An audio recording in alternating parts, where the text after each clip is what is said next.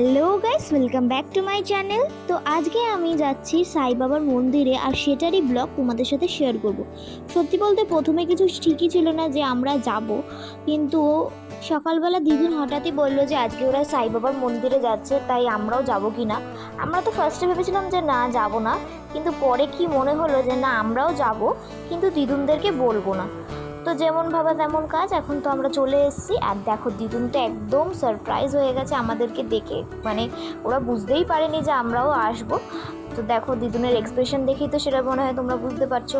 আর মনাও কিন্তু একদম, আর এদিকে দেখো মাম্মাম, সৌরভ, মনা সবাই তো ওরা এসেছিলো। তো এবার তোমরা আমার অনেক ভিডিওতেই শুনবে যে আমি বলি সৌরভ সৌরভ। এবার তোমরা ভাবতে পারো সৌরভটা কি। অ্যাকচুয়ালি সৌরভ হচ্ছে আমার মামা, আমার মায়ের একমাত্র ভাই। কিন্তু যেহেতু আমি ওকে ছোটোর থেকেই নাম ধরে ডাকি, তাই জন্য না ভিডিও বানানোর সময় আমি ভুলে যাই যে মামা বলতে হবে। আর দিদাও তো আমার ভিডিওগুলো দেখে, তো আমার দিদিই আমাকে বললো যে তুই যে সবসময় এরকম সৌরভ বলিস, যারা জানে না তারা কি করে জানবে যে সৌরভটা অ্যাকচুয়ালি কি। তো আমি ভাবলাম হ্যাঁ, দিদুন তো বেশ ঠিকই বলেছে, তাই জন্য আজকে তো তোমাদেরকে বলেই দিলাম। না তো খালি যখন থেকে গেছে বায়না করেই যাচ্ছে যে আমাকে আইসক্রিম কিনে দাও, পুতুল কিনে দাও, বেলুন কিনে দাও।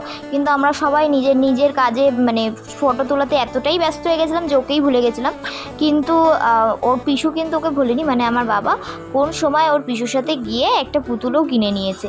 আর তারপরে দেখো, ও বলছিল বেলুন কিনবে, কিন্তু ওই বেলুনগুলো চাইনি, তাই জন্য ও অন্যরকম বেলুন চেয়েছিলো। এই বেলুনগুলো তো দেওয়াতে ওর, দেখো ওর মুখটা দেখেই বুঝতে পারবে যে খুব একটা ওর পছন্দ হয়নি। কিন্তু ওর বাবা বলছে না মা, এটাই নিতে হয়। তারপরে তো ওর তো কেনাকাটা এরকম চলতেই থাকে, ও যেখানে যায় অনেক কিছু কেনে, কিন্তু কিছুই খেলে না। তো এটাই ছিল আজকের ব্লগ। যদি ভালো লাগে তো অবশ্যই লাইক করো।